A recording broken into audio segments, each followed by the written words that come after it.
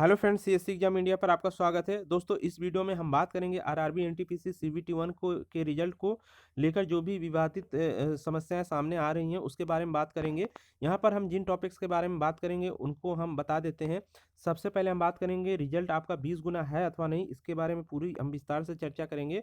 उसके बाद यहाँ पर ट्वेल्थ और ग्रेजुएशन का जो पोस्ट है उसका एग्जाम एक ही बार में क्यों हुआ, इसका है मतलब ट्वेल्थ लेवल, जो ट्वेल्थ की पोस्टें थी उसका लेवल अलग था, ग्रेजुएशन की पोस्ट थी उसका लेवल अलग था, लेकिन एग्जाम एक ही बार में क्यों कंडक्ट कराया गया है। कट ऑफ कम करने पर क्या होगा, देखिए यहाँ पर कह रहे हैं कि रिवाइज रिजल्ट में कट ऑफ कम करके लाया जाए तो उसका रिजल्ट पे क्या इफेक्ट पड़ेगा ये भी हम देखेंगे। ज़्यादा मार्क्स कुछ स्टूडेंट के आए हुए हैं फिर भी उनको कह रहे हैं कि उनका सिलेक्शन नहीं हुआ है, क्यों नहीं हुआ है ये भी चर्चा करेंगे।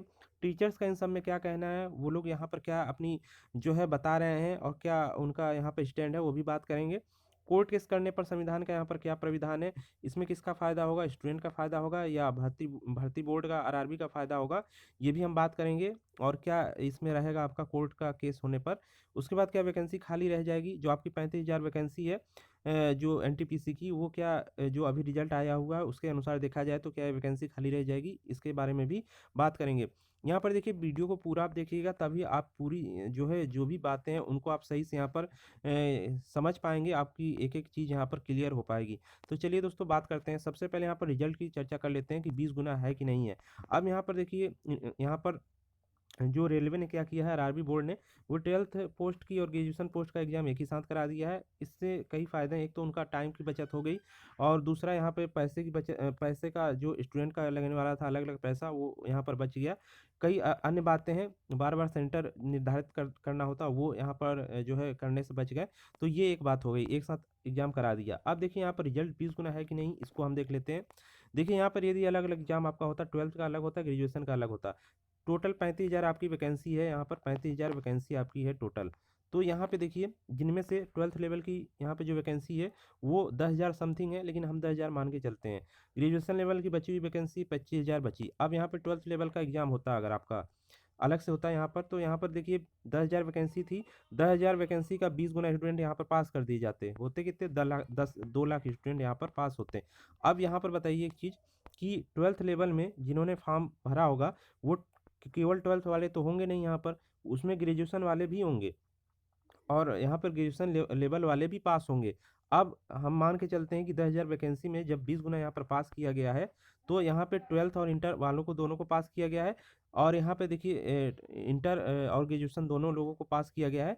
तो यहाँ पर जाहिर सी बात है ग्रेजुएशन वालों को यहाँ पर फ़ायदा मिलेगा और वो ज़्यादा पास होंगे, क्योंकि अब ट्वेल्थ की वैकेंसी है तो उसमें ऐसा तो है नहीं कि रोक सकते हैं कि ग्रेजुएशन वाले फॉर्म ना भरें, वो एग्ज़ाम ना दें, क्योंकि वो ट्वेल्थ लेवल का एग्ज़ाम है, सरल आएगा, तो ग्रेजुएशन वाले ना दें, ऐसा हो ही नहीं सकता है। तो जब पास किया गया, 10,000 वैकेंसी आपकी ट्वेल्थ लेवल की थी, पास किए गए 20 गुना, 20 गुना यानी 2 लाख पास किए गए। तो इसमें से देखिए, इसमें से 1.5 लाख आपके ग्रेजुएशन वाले पास होंगे और 50,000 इंटर वाले पास होंगे।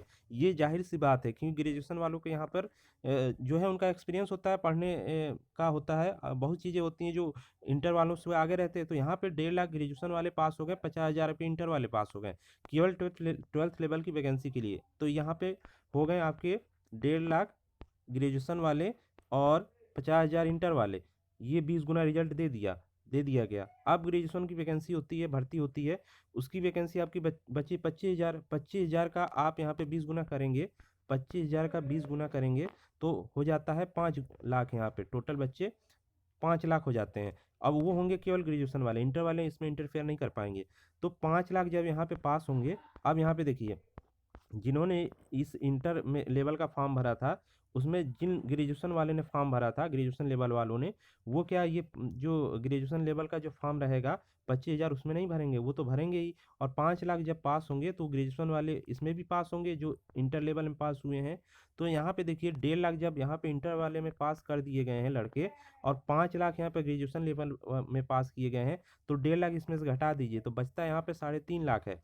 3.5 लाख यहाँ पर टोटल पास किए गए दोनों को अगर मिला दिया जाए, 3.5 और 20 गुना ये वैकेंसी बन रही है। 1.5 लाख 3.5 लाख पास किए गए, बचे इंटर वाले 50,000 और जो आपके अलग से थे, क्योंकि वो ग्रेजुएशन में आएंगे नहीं।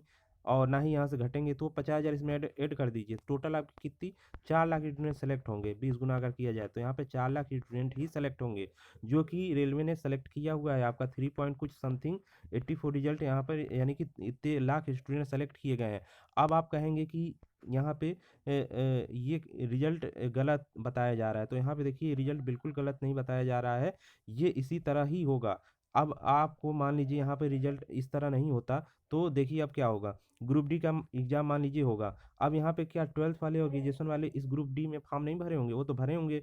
अब जब ग्रुप डी में कह दिया जाए कि 1 लाख वैकेंसी है और उसका 20 गुना पास कर दिया जाए, तो 20 गुना जब पास कर दिया जाएगा तो 20 लाख स्टूडेंट यहाँ पे पास हो जाएंगे। अब आप कहेंगे कि इसमें एनटीपीसी वालों को हटा, एनटीपीसी वाले के रोल नंबर मत जोड़िए।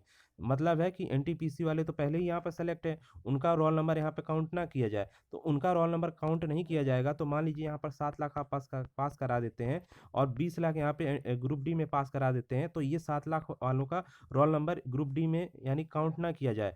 फ्रेश कैंडिडेट यहाँ पे लिया जाए, जो ऑलरेडी यहाँ पे सेलेक्टेड है एनटीपीसी में, उनको यहाँ पे ना सेलेक्ट किया जाए। तो इसके लिए क्या होगा, 7 लाख यहाँ से घटाएंगे, बचा 13 लाख। 13 लाख बचा और 7 लाख कहेंगे कि और स्टूडेंट इसमें पास करा दिया जाए, तो 7 लाख और इसमें ऐड कर दीजिए। यानी कि 7 लाख और ऐड कर देंगे, तो ये टोटल जो स्टूडेंट पास होंगे वो 27 लाख होंगे। यहाँ पे total 27 lakh student group D के लिए पास हो जाएंगे, जबकि प्रावधान क्या है कि 20 गुना होना चाहिए। 20 लाख यहाँ पे सेलेक्ट होना चाहिए, लेकिन 27 लाख सेलेक्ट हो गए। अब यहाँ पे बताइए, ना तो यहाँ पे जो है 20 गुना का प्रावधान बन रहा है, और ना ही आपका यहाँ पर किसी तरह सीबीटी वन कराने का जो है, जिस तरह सीबीटी वन कराया गया है कि ये आपका स्क्रीन परीक्षा है, उसका कोई यहाँ पे जो है बात बन रही है।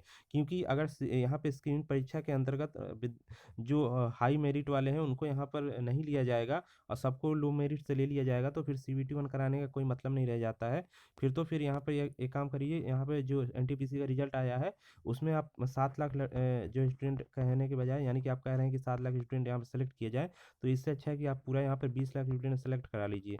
इससे उनको भी मौका मिल जाएगा जिनका कुछ कट ऑफ कम है, कट ऑफ कम रहा है, फिर भी उनको सीबीटी टू देने का मौका मिल जाएगा। तो ये बात आपके लिए यहाँ पे सही है, या ये बात यहाँ पे सही है कि इन्होंने जो भर्ती बोर्ड ने अपनी तरफ से रिजल्ट निकाला है वो सही है।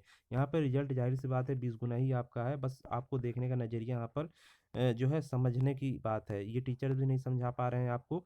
अब मान लीजिए यहाँ पे देखिए, एसएससी और अदर एग्जाम यहाँ पे क्या कराते हैं, 10th लेवल का अलग होता है, 12th लेवल का अलग होता है, इंटर लेवल और ग्रेजुएशन लेवल का अलग होता है। अब क्या 10th वाले में 12th वाला भी जाएगा, ग्रेजुएशन वाला भी जाएगा। अब यहाँ पे आप ये तो नहीं कह सकते हैं कि ग्रेजुएशन वाले के रोल नंबर यहाँ पे काउंट ना करिए, और यहाँ पे 12th वाले में यहाँ पर जो है ग्रेजुएशन वाले का रोल नंबर ना काउंट करिए जिनका हो गया है। तो ऐसा तो संभव नहीं है कि क्योंकि उसने इस एग्ज़ाम दिया हुआ है, तो उसका रोल नंबर यहाँ पे जाहिर से सेलेक्ट होगा। 10th वाले में भी सिलेक्ट होगा, इंटर वाले में भी सिलेक्ट होगा और ग्रेजुएशन वाले भी सिलेक्ट होगा। ये वन स्टूडेंट वन रिजल्ट हो ही नहीं सकता है, किसी भी हाल से वन स्टूडेंट वन रिजल्ट नहीं आ सकता है।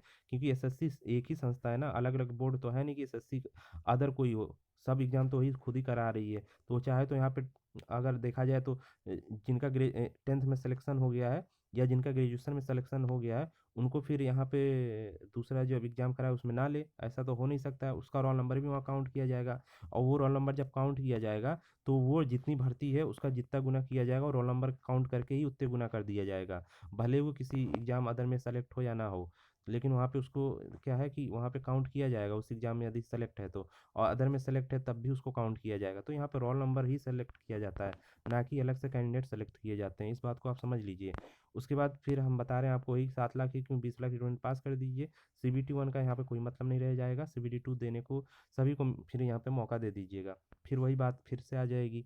तो इस बात को आप रिजल्ट को समझिए, टीचर्स यहाँ से आपको समझाने में क्यों ऐसे वो लोग यहाँ नहीं समझा पा रहे हैं, क्योंकि अब इसने रेलवे ने ऐसा क्यों किया कि एक ही साथ एग्ज़ाम करा के 12th इंटर और ग्रेजुएशन वालों का एग्ज़ाम करा के उन्होंने एक ही साथ जो है रिजल्ट दे दिया है, वो भी 20 गुना ही करके दिया है। भले वहाँ पे कई स्टूडेंट कई बार सेलेक्ट है, उससे उनका लेना देना नहीं है, वहाँ पे कितनी बार भी सेलेक्ट हो उससे क्या करना है, क्योंकि वो मेरिट में अपना नाम लाया है तो उस तो सेलेक्ट ही होगा। अब मेरिट में नाम आया उसका, तो ऐसा तो नहीं उसको बाहर कर दीजिएगा कि 12th वाले से हट जाए वो और ग्रेजुएशन वाले में खाली रहे, भले वो 12th वाले के लिए यहाँ पे एलिजिबल है, लेकिन उसको हटा दीजिएगा वहाँ से रोल नंबर उसका, और अलग नए कैंडिडेट को वहाँ पे भर्ती कर लीजिएगा। आप कहने का रिवाइज रिजल्ट यही कहने का मतलब है कि नए कैंडिडेट को वहाँ पे रखिए, जिनका कई लेवल में सिलेक्शन हुआ है उनका ना जोड़ा जाए कई लेवल में, तो ऐसा संभव नहीं है। ऐसा किसी भी एग्ज़ाम में आपका संभव नहीं है, आप चाहे यहाँ पे देख लीजिएगा। क्योंकि ये सब एसएससी वगैरह अलग-अलग एग्ज़ाम कराते हैं, तो वहाँ पे जो 10th लेवल हमने पहले ही आपको बताया, और यहाँ पे ग्रेजुएशन लेवल मान लीजिए। अब 10th लेवल में सब ग्रेजुएशन वाले भी भरेंगे, वो सेलेक्ट भी होंगे यहाँ पर, और ग्रेजुएशन वाले में ग्रेजुएशन वाले ही भरेंगे और यहाँ भी सेलेक्ट होंगे। तो ऐसा तो नहीं कि उनका रोल नंबर यहाँ काउंट ना किया जाए और यहाँ काउंट किया जाए और यहाँ पे फ्रेश कैंडिडेट को बैठा दिया जाए। उनका यहाँ भी काउंट किया जाए, भले उसका सिलेक्शन ले ना या ना ले, केवल ग्रेजुएशन में सिलेक्शन ले, वो 10th वाले में भले ना ले, या हो सकता है ग्रेजुएशन में सिलेक्शन ना ले और 10th वाले में सिलेक्शन ले, कुछ भी हो सकता है यहाँ पर, लेकिन रोल नंबर तो उसका काउंट ही किया जाएगा दोनों जगह। तो ये आप सोचने की और समझने की बात है। बाकी टीचर्स, इतने बड़े-बड़े टीचर्स इस बात को क्यों समझाने में असमर्थ हैं, वो तो वही जानते हैं। अभी हम नीचे बताएँगे वो क्यों इस बात को समझा नहीं पा रहे हैं और वहाँ पर उनका क्या फ़ायदा है। चलिए नेक्स्ट बात करते हैं यहाँ पर कट ऑफ को। कुछ लोग कह रहे हैं कि कट ऑफ कम करने पर यहाँ पर अलग-अलग लेवल में सिलेक्शन हो जाएगा। ये बिल्कुल गलत होगा। देखिए यहाँ पर क्या होगा, रिवाइज़ रिजल्ट में यदि कट ऑफ कम किया जाता है, तो वहाँ पे देखिए क्या होगा, एक पोस्ट के लिए यहाँ पे 80 वैकेंसी है, इसका 20 गुना स्टूडेंट सेलेक्ट किए गए हैं, 20 गुना रोल नंबर सेलेक्ट किए गए हैं, 1600 टोटल रोल नंबर सेलेक्ट किए गए हैं। जब इसका कट ऑफ कम किया जाएगा, तो इसी पोस्ट के लिए अधिकतर स्टूडेंट और आ जाएँगे, यानी कि 1600 या हो सकता है 2000 स्टूडेंट और आ जाएँ, तो टोटल हो जाएँगे 3200। अब ये बताइए यहाँ पर 80 पोस्ट के लिए 20 गुना लेना था, तो उसका यहाँ पे हो गया 40 गुना। तो यहाँ पे कहाँ से आपका अलग-अलग लेवल में सिलेक्शन हो जाएगा। सिलेक्शन हो भी तभी यहाँ 3200 स्टूडेंट के साथ जब आप बैठेंगे, तो आप यहाँ पे सेलेक्ट ही नहीं हो पाएँगे। सीवीटी 1 कराने का कोई मतलब ही नहीं रह जाएगा। नेक्स्ट यहाँ पे देख लेते हैं मार्क्स। कुछ लोग कह रहे हैं कि यहाँ पे उनके मार्क्स अधिकतम है, फिर भी सिलेक्शन नहीं हुआ है। तो वो वाले स्टूडेंट हैं जो 12th वाले हैं। 12th वाले का यहाँ पर कट ऑफ हाई गया हुआ है और उनके यहाँ पे मान लीजिए 80-85 नंबर हैं, लेकिन फिर भी सिलेक्शन नहीं हुआ है, क्योंकि लेवल 5 और लेवल 6 में कट ऑफ कम है, 70 प्लस है, यानी कि 75 से नीचे है। तो यहाँ पे उनका सिलेक्शन हो ही नहीं सकता है, क्योंकि वो 12th वाले हैं और ग्रेजुएशन की पोस्ट पे वो सेलेक्ट नहीं हो सकते हैं। सेलेक्ट कर भी ले जाए तो लास्ट में इनका सिलेक्शन नहीं होगा, तो बात फिर वही रहेगी। इससे अच्छा है कि पहले उनको हटा दिया जाए। तो यही है कि जिनका अधिक नंबर आया है वो ग्रेजुएशन वाले पोस्ट के लिए एलिजिबल हैं और कह रहे हैं कि मेरा सिलेक्शन नहीं हुआ है, जबकि कट ऑफ कम है। तो कट ऑफ कम यहाँ पे ग्रेजुएशन लेवल की है और इस कारण से उनका सिलेक्शन यहाँ पर नहीं हुआ है, क्योंकि वो इंटर लेवल से हैं। तो इस बात को ध्यान रखिएगा। नेक्स्ट यहाँ पे देखते हैं टीचर्स की यहाँ पर क्या विचार हैं, क्या राय है। तो वो क्या करें, जहाँ स्टूडेंट की संख्या ज़्यादा है, वो टीचर्स भी उधर ही जा रहे हैं। सोच रहे हैं कि यहाँ पर कुछ फ़ायदा हो जाए उनका, क्योंकि देखिए क्या हुआ है कि सीबीटी 2 के कोर्स पहले ही ये लोग यहाँ पर दे दिए हैं और स्टूडेंट यहाँ पर खरीद लिए हैं, लेकिन उनका नहीं हुआ। तो वो लोग टीचर सब यही चाहेंगे ना कि इसका भी इसमें जो है एग्ज़ाम में हो जाए और यहाँ पे उनका कोर्स, यानी कि वो अपनी मान्यता यहाँ पे बनाए रखें। तो टीचर्स बस यही हैं यहाँ पर हैं, जितने यूट्यूब चैनल वाले और टीचर जितने भी हैं, वो सब यही चाह रहे हैं। बड़े-बड़े जो टीचर हैं वो सब यही चाह रहे हैं। अब यहाँ पे खुद ही यहाँ पर सोचिए, यहाँ पे यदि स्टूडेंट का दोबारा सिलेक्शन होता है, तो फिर जिनका सिलेक्शन हुआ है वो क्या होगा, जो हाई मेरिट पे हैं वो यहाँ पे फिर फालतू के हैं, उनका मेरिट नहीं होना चाहिए था हाई, वो लो मेरिट में रहते तो उनका फिर सिलेक्शन होता। तो यहाँ पे थोड़ी सोचने वाली आपकी बात है। और टीचर्स यहाँ पे सीधी सी बात है, उनका यहाँ पर फ़ायदा है, इसलिए वो इस समय स्टूडेंट का साथ दे रहे हैं। बातें समझाने में असमर्थ हैं, क्योंकि उनका ज़रिया ही है यहाँ पे टीचर्स पढ़ाने का, कोर्स बेचने का। तो वो सीधी सी बात वहाँ पे ये करेंगे कि वो अपना कोर्स बेचेंगे यहाँ पर। बात साफ और सीधी है।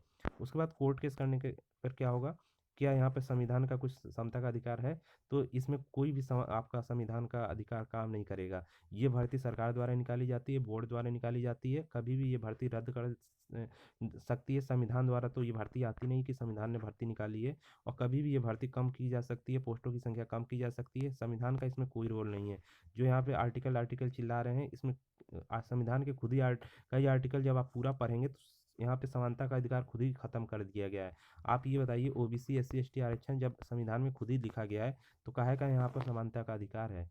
किस बात का समानता का अधिकार है? आप किसका लेंगे समानता का अधिकार? तो यहाँ पे संविधान का कोई रोल नहीं है। अब हो गया क्या कोर्ट केस में, वकील का फ़ायदा होगा, वकील फीस लेगा अपनी यहाँ पर स्टूडेंट से, उसका फ़ायदा होगा और केस जीतेगा नहीं, साफ सीधी सी बात है। बोर्ड के पास कई सारे ऑप्शन रहते हैं यहाँ पर, केवल एक ऑप्शन से ही वो यहाँ पर वकील को हरा देगा। यानी कि आप स्टूडेंट यहाँ पे कोर्ट यदि केस होता है, तो यहाँ पे स्टूडेंट की जीत नहीं हो पाएगी, साफ सीधी बात है। यहाँ पे ये जो भी करना होगा ये बोर्ड ही करेगा। बोर्ड यदि चाहेगा तो ही यहाँ पर स्टूडेंट यहाँ पे जो है कोई यदि नियम में बदलाव होता है तो वो बोर्ड ही करेगा। कोई भी यहाँ पर ना तो वकील कर पाएगा कुछ, और ना ही स्टूडेंट यहाँ पर कुछ कर पाएगा। बोर्ड जो चाहेगा वो यहाँ पर करेगा, क्योंकि भर्ती और नोटिफिकेशन इसी के द्वारा निकाला गया है। अब यहाँ पे देखिए वैकेंसी खाली रह जाएगी कि नहीं 35,000। तो जब यहाँ पे 3.8 लाख स्टूडेंट यहाँ पे सेलेक्टेड हैं, तो 35,000 यहाँ पे आपके 35,000 टोटल वैकेंसी जो आपकी है, इसमें इतने ज़्यादा जब स्टूडेंट सिलेक्टेड हैं तो कहीं से भर्ती आपकी खाली नहीं रहेगी, भर्ती यहाँ पे पूरी हो जाएगी। तो इस बात को ध्यान में रखे चलिए। बाकी आपको कोई भी कमेंट करना हो तो कमेंट कर सकते हैं। कोई भी समस्या का आपको समाधान चाहिए, तो कोई भी प्रश्न आप पूछना चाहते हैं तो उसके लिए आप कमेंट कर सकते हैं। इस वीडियो में इतना ही।